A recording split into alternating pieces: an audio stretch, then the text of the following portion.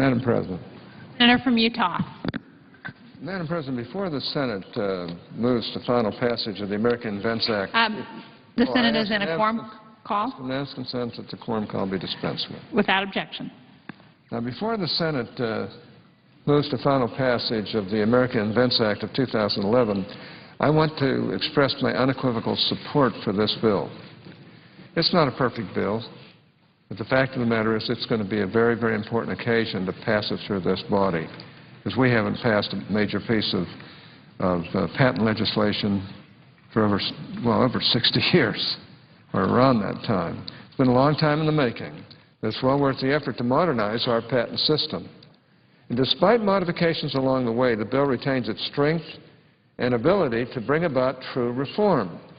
And considering our country's economic condition, the bill's passage could not come at a more opportune time. The America Invents Act is integral to creating jobs and spurring growth across all sectors of our country.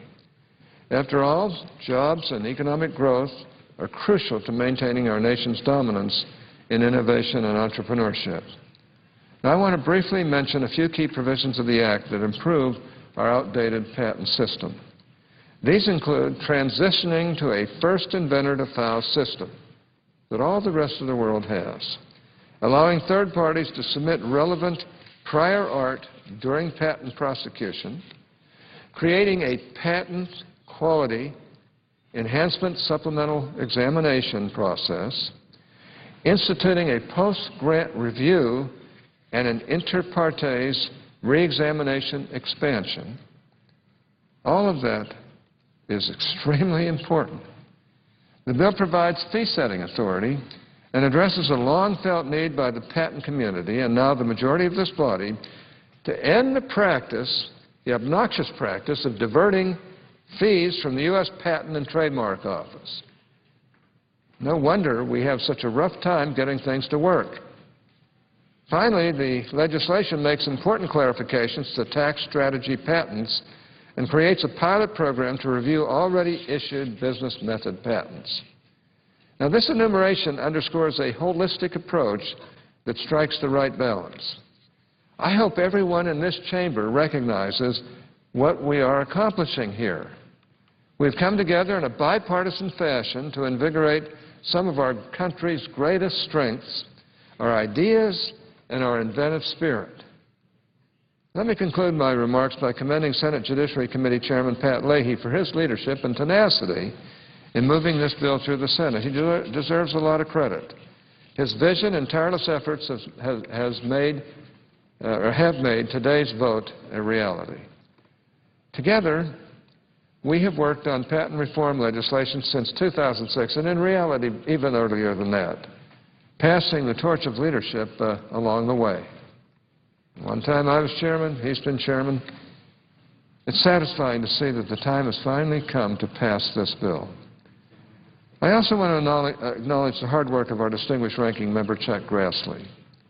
His unwavering support and common-sense approach has been invaluable in this process.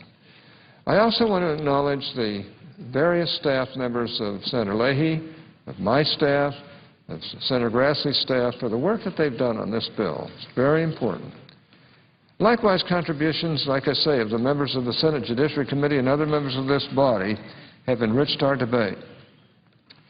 Finally, as I've said, I want to thank our bill manager staff for their sustained efforts throughout the process. Aaron Cooper, Bruce Cohen, Rita Laurie Yoakum, and Colin Davis have been instrumental in getting us to this point. And I also want to thank my own counsel, Matt Sandgren, who has done a terrific job on this bill for all these years that we've been working on it.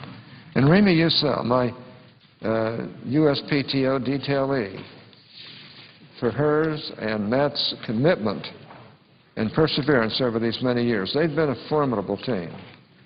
I also want to acknowledge the important work of Joe Mattal, Sarah Beth Grosshart, Tim Molino, and Curtis Legate. The President passing, Madam President, passing the America Invents Act is the right thing to do. And I just urge my colleagues to join in this monumental undertaking. It's the right thing to do, It's going to help our country. It's going to reestablish our patent laws in ways they should be. It's going to stop the fee diversion that's been going on, assuming we can get the help from the House as well. It will be a bill that I think we'll have to go to conference on and hopefully even be able to perfect it even more. So I'm just grateful to all who have been involved, and I just hope and pray that we can get this through both houses of Congress and establish this monumental bill at a monumental time that's very important in all of our lives. Madam President, I suggest the absence of a quorum. Clerk will call the roll. Mr. Akaka.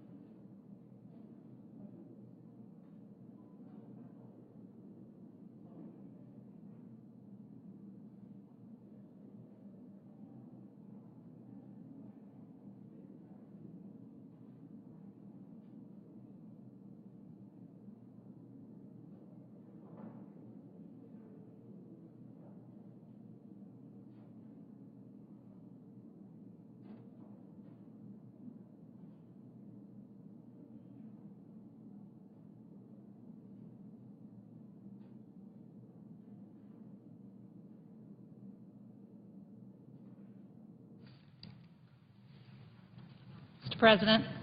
The senator from New Hampshire. Mr. President, I ask that the quorum call be vitiated. Without objection. Thank you. I also ask unanimous consent to extend morning business until 5:30 p.m., with senators permitted to speak therein for up to 10 minutes each. Without objection. Thank you. Mr. President, we have now almost a 9% unemployment rate in this country. I think the good news is that unemployment dropped to 8.9%, but it's still way too high.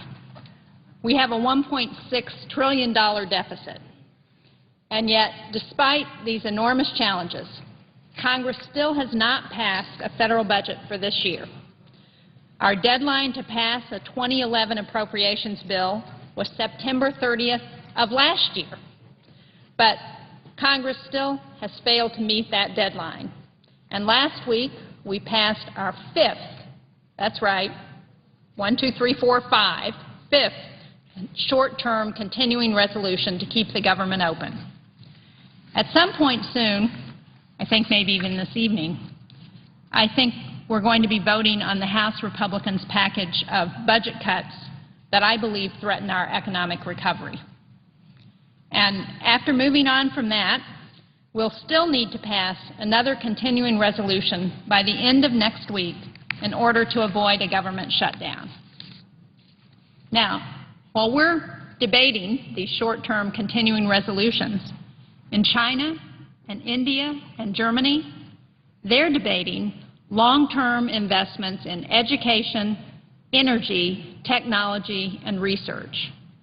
Those are the decisions with the potential to shape the global economy for many decades to come. Meanwhile, here at home, we're fighting about whether we're going to keep the government open for 2 weeks. This kind of short-term budgeting isn't just hurting our future, it's hurting our economy today. Just last week, I heard from a company in New Hampshire about the effects of Congress's failure to pass a full-year budget. The company is called Nitro Security, and it's located in Portsmouth, New Hampshire. And it's a company that's at the forefront of the emerging cybersecurity industry. And even in a difficult economy over the last couple of years, they were named one of the 600 fastest-growing private companies in the nation. Yet, despite most of their business coming from the private sector, Nitro Security also has significant contracts protecting data systems at the Department of Defense, NASA, and even the Food and Drug Administration. They should be creating jobs and helping to get our economy moving again. But because Congress can't conduct its business on time, their stalled contracts mean that they've not been able to hire new workers. We are missing out on these jobs because Washington's budget process is broken. Congress needs to do better. In the last 30 years, Congress has only completed the annual budget process on time twice, just 2 times in the last 30 years. That's a 7% success rate. Solving our long-term deficit problems and reinvigorating our economy is going to require tough choices, but we're never going to be able to make these choices until we change the way Washington does business. That's why I've joined Senator Isakson in proposing the Biennial Budgeting and Appropriations Act to bring sorely needed oversight and long-term planning to the federal budget process. Our legislation would dedicate the first year of a Congress to appropriating federal dollars and devote the second year to scrutinizing federal programs to determine if they're working and deserve continued funding. Because of annual budgeting, members of Congress don't have the time we need to conduct careful, thorough reviews of federal programs. And federal agency staff are required to dedicate countless hours every year to preparing the budget and to explaining what they do, rather than accomplishing critical missions. As a result, we continue to spend money on projects that are duplicative, sometimes failing, and often no longer useful. In fact, just last week, the Government Accountability Office released a landmark report on government duplication and overlap. The report reveals that in as many as 34 different areas across the federal government, agencies are offering overlapping services to similar populations. Now, as we think about how we need to address our debt and deficit, we should begin by eliminating these kinds of duplicative programs. That's the type of reform we should be considering. We should be eliminating duplication and making targeted cuts and investments in our future. We should be making investments in projects like the Memorial Bridge, which connects New Hampshire and Maine and is a critical economic engine for the seacoast region of New Hampshire and Maine and the shipyard that is so vital to making sure that we can upgrade the ships in our Navy.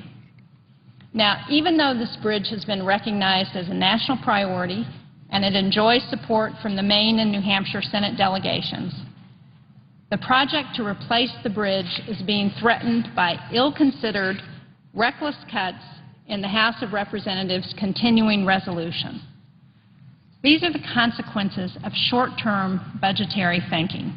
They're penny-wise and pound-foolish. In another example we have in New Hampshire, the Bureau of Prisons has recently completed construction of a federal prison in the North Country of New Hampshire in a community called Berlin, and it cost $276 million. As the construction was wrapping up, the Bureau of Prisons requested activation funding for fiscal year 2011 to hire rank-and-file officers and begin getting this prison ready to open. But because we're operating on this short-term continuing resolution that fails to account for these types of situations, we now have a state-of-the-art $276 million prison that's just sitting vacant. We have a warden who's there, who's waiting to hire staff, and the Bureau of Prisons needs the 1,280 inmate beds that this facility will provide. The community needs the $40 million annual economic impact from this prison and the 340 jobs that this facility will provide. But none of these important objectives are being met because our budget process is not working. Instead, the Bureau of Prisons is spending $4 million a year to maintain an empty building. As members of Congress, we're entrusted with the responsibility of spending taxpayer dollars wisely. Our current budget and spending process makes it all too easy for waste and inefficiency to remain hidden. And at the same time, important priorities are neglected by the whims of a chaotic annual budgeting process. Switching to biennial budgeting won't solve all of our problems, but it would certainly be an important step toward greater oversight, increased accountability, and a more responsible government. Thank you very much, Mr. President. I yield the floor.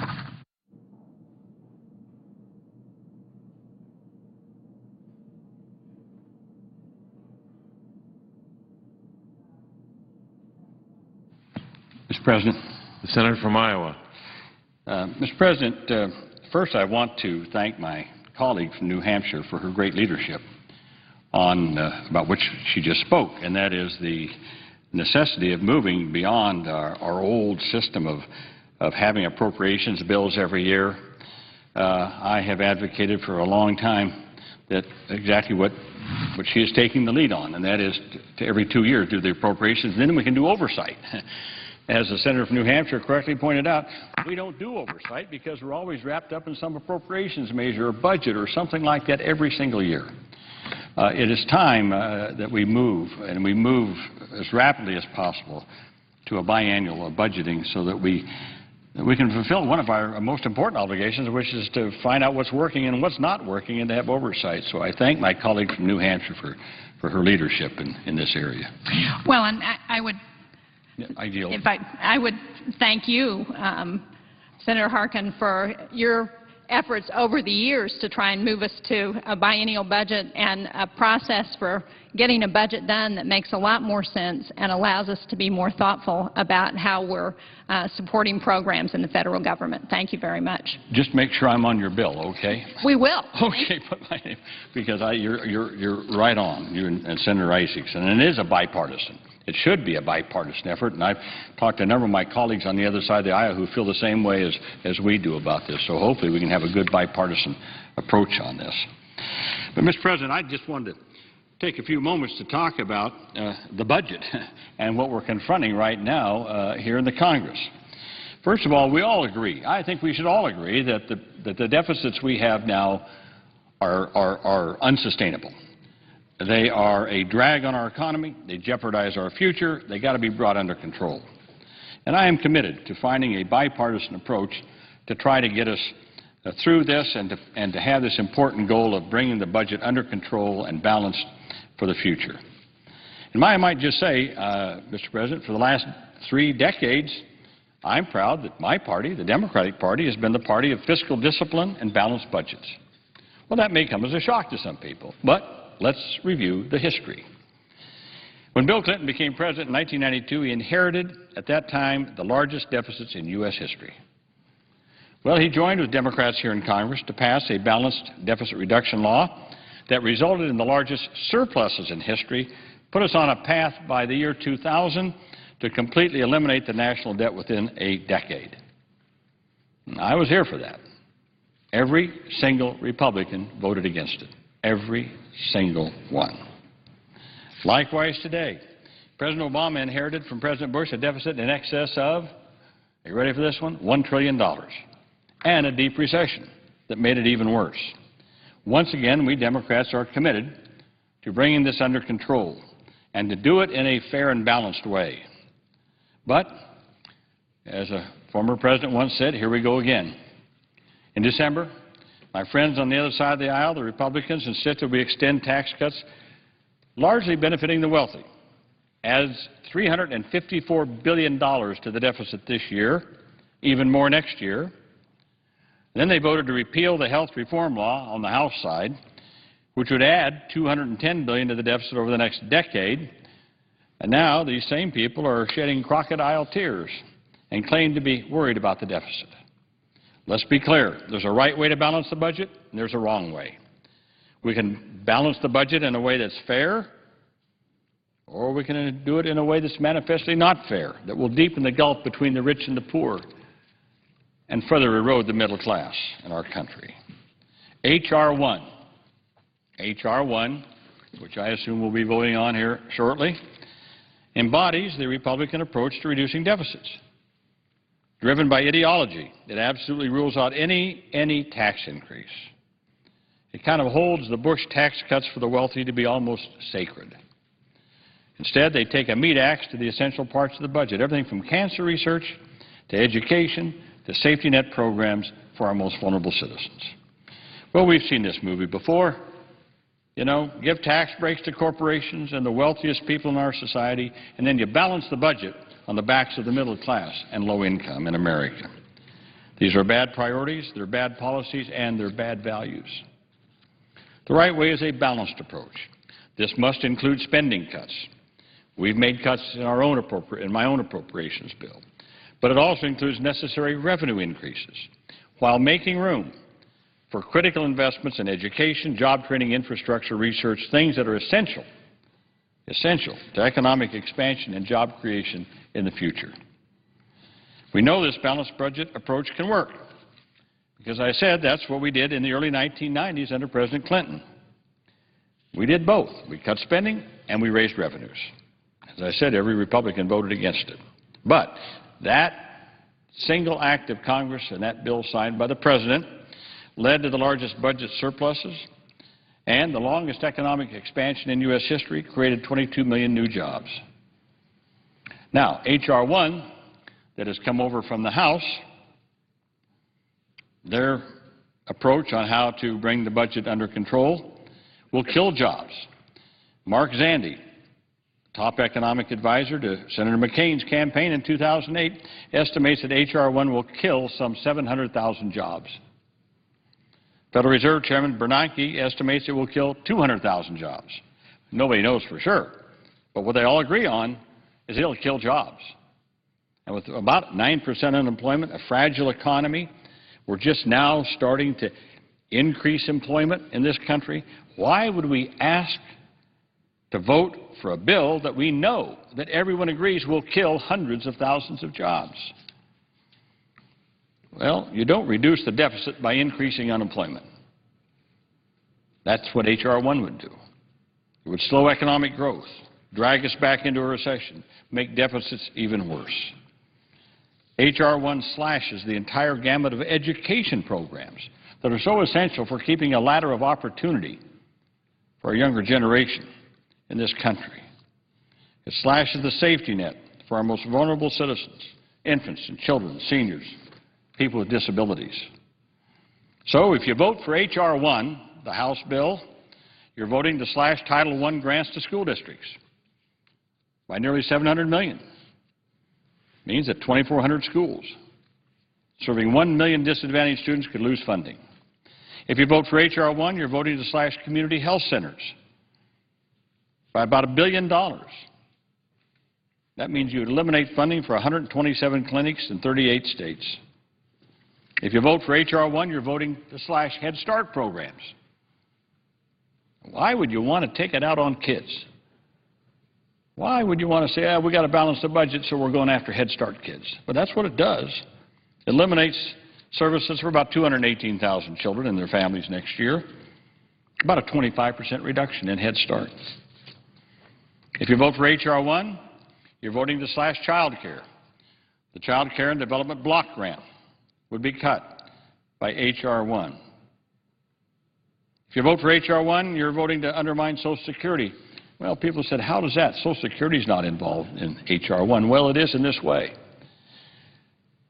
We know that because of the recession, more and more people have applied for SSI, Supplemental Security Income, applied for disability, they've gone on disability, or basically they've just retired.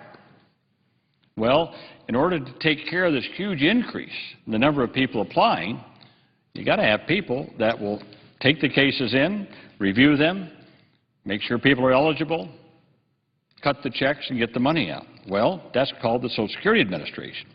Well, H.R. 1 cuts the funding for doing this $125 million below last year's funding level. That means that every American filing benefits this year will have to wait even longer. Right now, it's almost 400 and some days. That's over a year. That's over a year.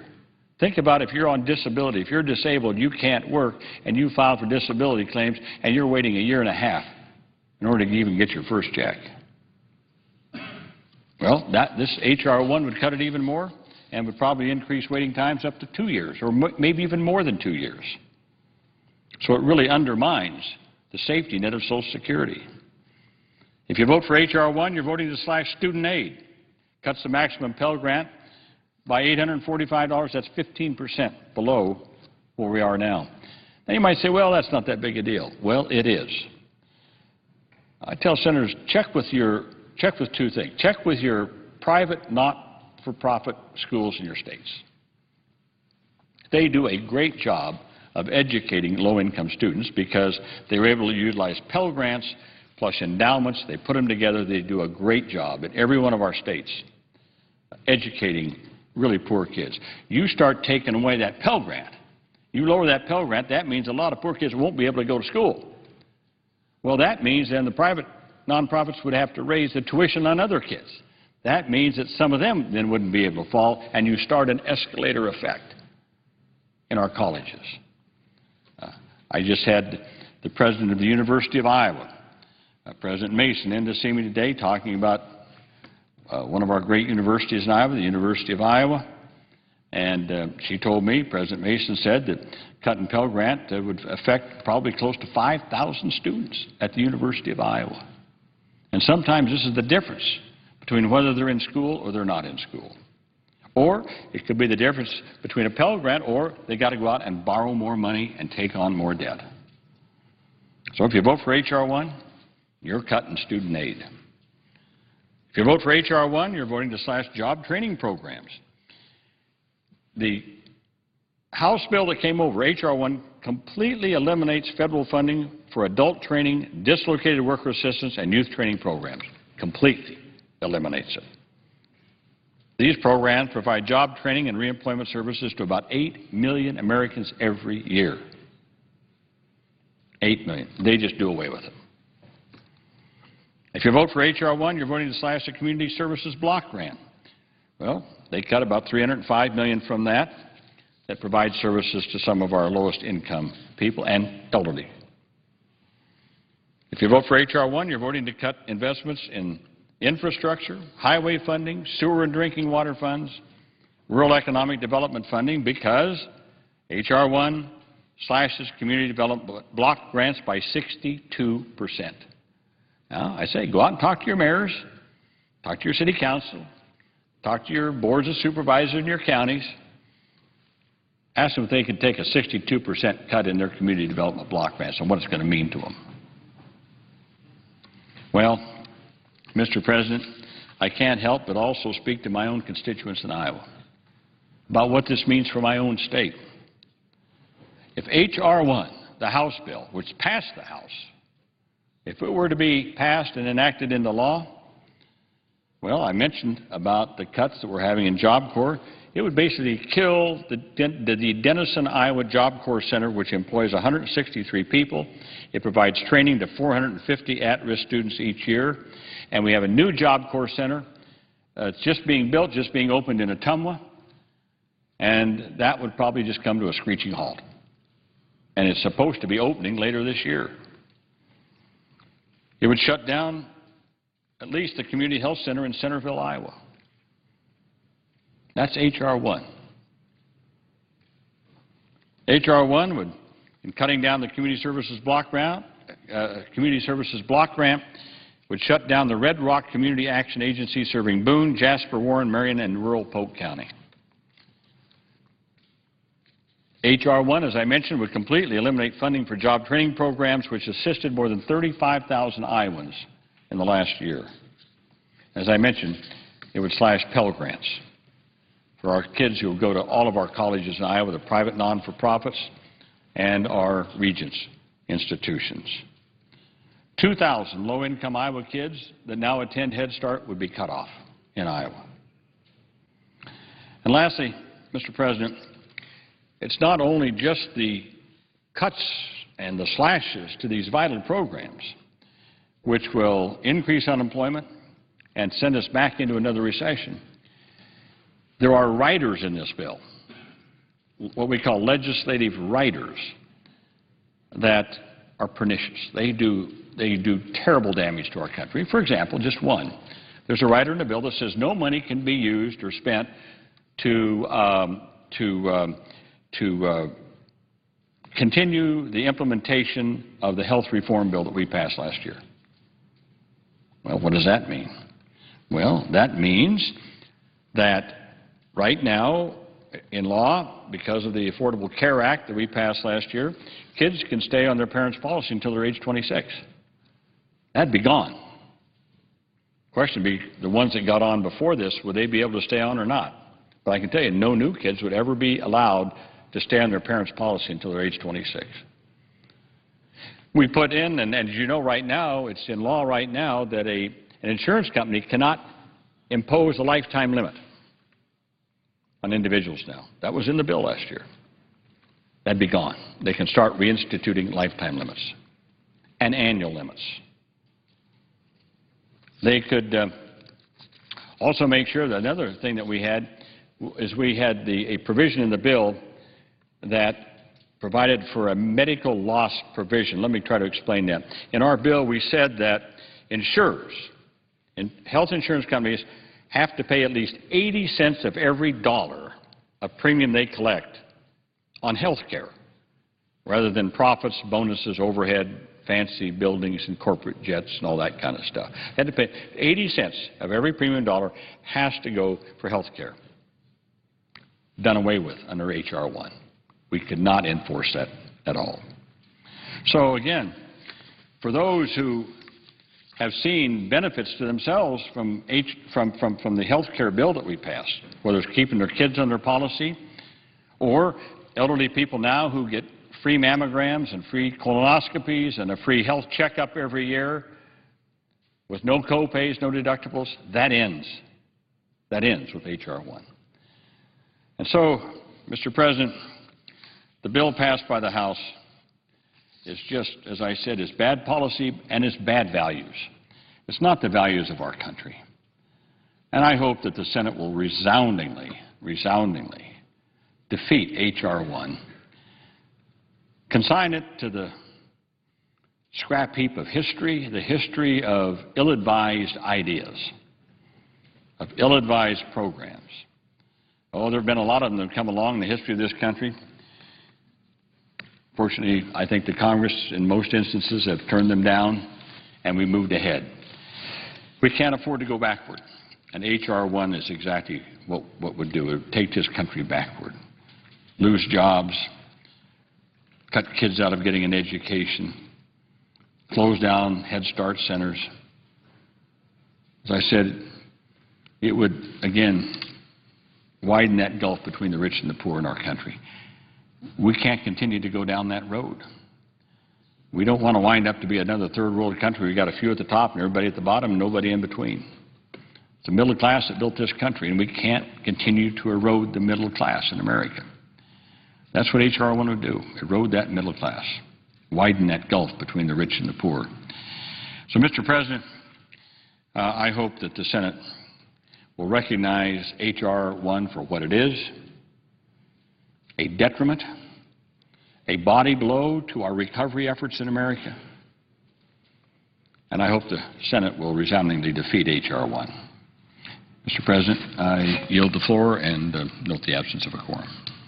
The clerk will call the roll. Mr. Akaka.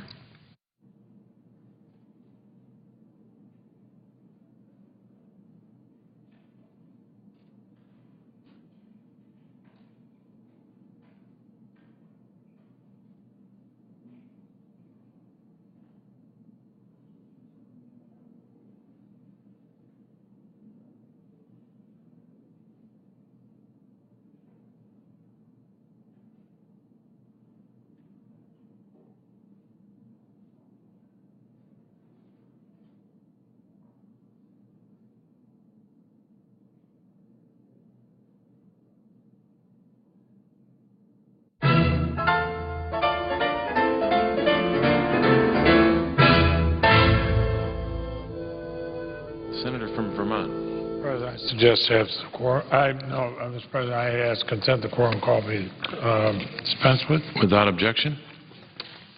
President, are we in morning business?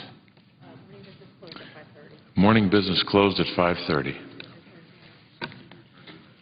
We've returned to the measure. Mr. President, then we're back on the American Invents Act.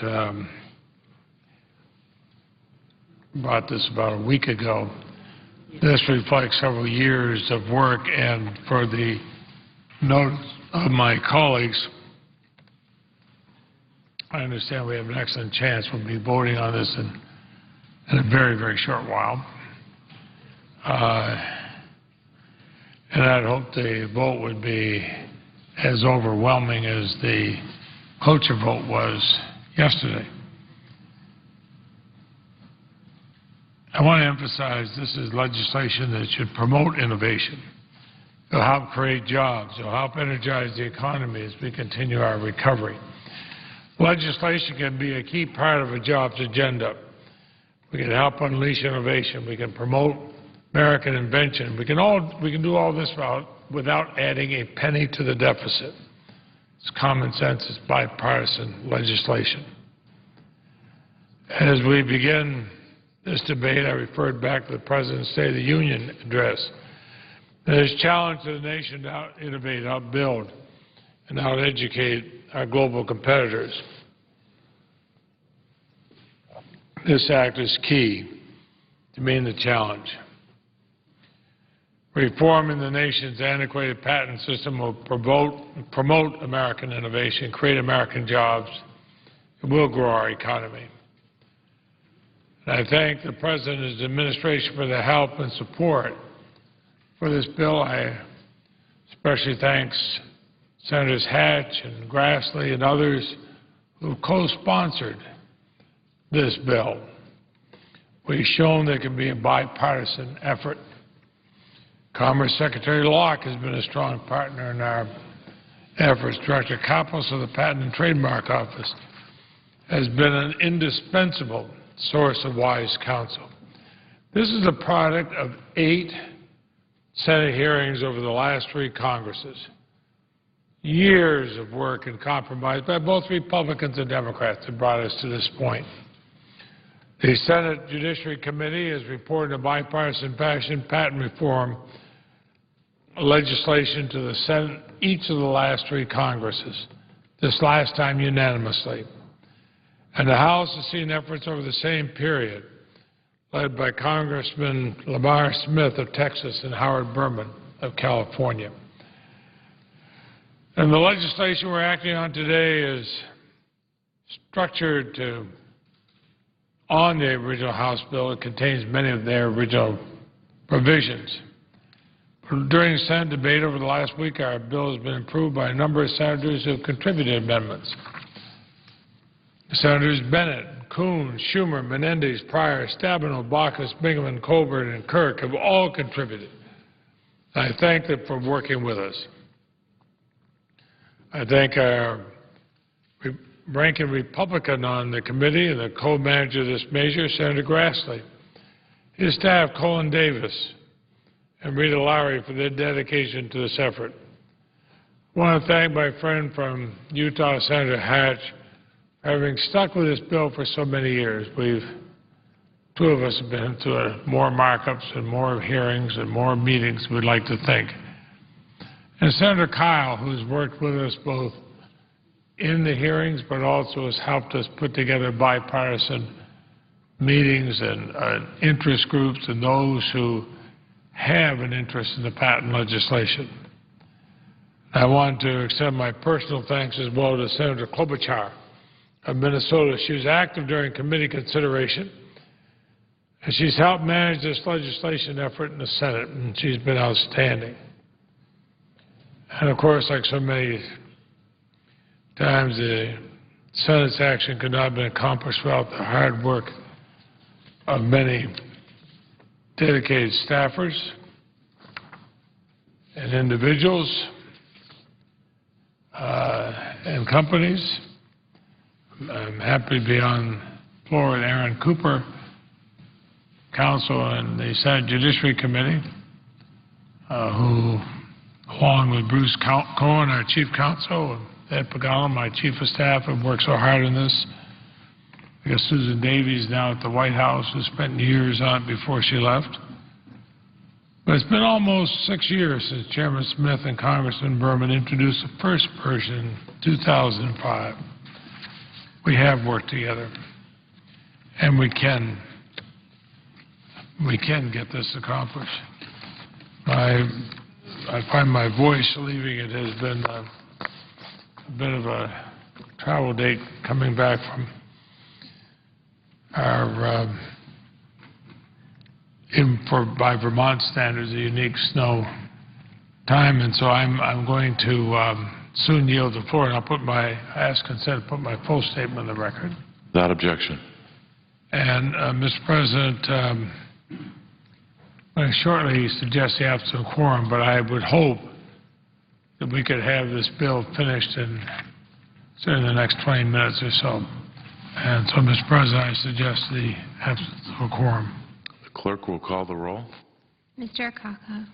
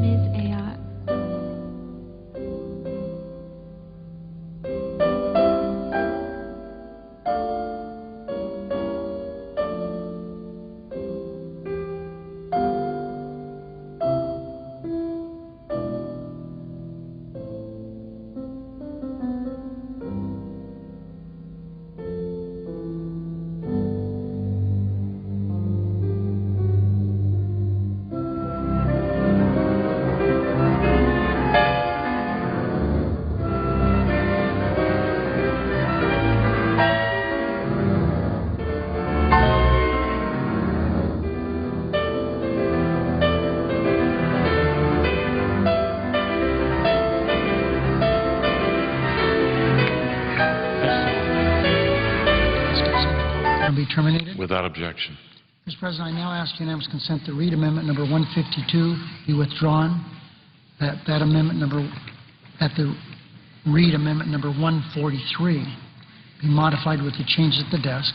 The Senate proceed to vote on the amendment as modified with no amendments in order prior to the vote. That there then be 30 minutes of debate equally divided between the two managers or their designees. That S-23 be read a third time. That a budgetary pay-go statement be read. The Senate then proceed to a vote on passage of the bill as amended, and the motions to reconsider be considered made and laid upon the table with no intervening action or debate. Further, I ask consent that at 12 noon Wednesday, March 9th, the Senate proceed to the consideration of calendar number 14, H.R. 1, the Defense Appropriations Long-Term Continuing Resolution for fiscal year 2011. That there be 3 hours of debate on H.R. 1 and the Democratic alternative, the Inouye Substitute Amendment number 149, with the time equally divided between the two leaders or the designees prior to vote on passage of H.R. 1. That the vote on passage be subject to a 60-vote threshold. That if the bill achieves 60 affirmative votes, the bill be read a third time and passed. That if the bill does not achieve 60 affirmative votes, the majority leader be recognized to offer the Inouye Substitute Amendment number 149. The Senate then proceed to a vote in relation to the substitute amendment. That the substitute amendment be subject to a 60-vote threshold. If the substitute amendment achieves 60 affirmative votes, the substitute amendment be agreed to, the bill as amended be read a third time and passed. If the substitute amendment does not achieve 60 affirmative votes, H.R. 1 be returned to the calendar, that no motions or amendments be in order to the substitute amendment or to the bill prior to the votes. Further, that all the above occur with no intervening action or debate. Is there objection? Without objection, so ordered. Mr. President, with this agreement, I ask consent that the cloture vote with respect to the motion to proceed H.R. 1 be vitiated. Is there objection? Without objection, so ordered. Mr. President, even though there's been a few turns in the road, we're at the place where we need to be. We need to be able to show the American people where we are on these two measures. And I express my appreciation to my friend, Republican leader, that we, as I said, things don't always work smoothly around here, but they usually work. And now we're at a point where we can vote on these two measures, which is what we need to do. Under the previous order, Amendment number 152 is withdrawn and Amendment number 143 is modified with the changes at the desk. The question is on Amendment number 143 as modified. All in favor say aye. Those opposed, no. The ayes appear to have it. The ayes do have it. The amendment as modified is agreed to.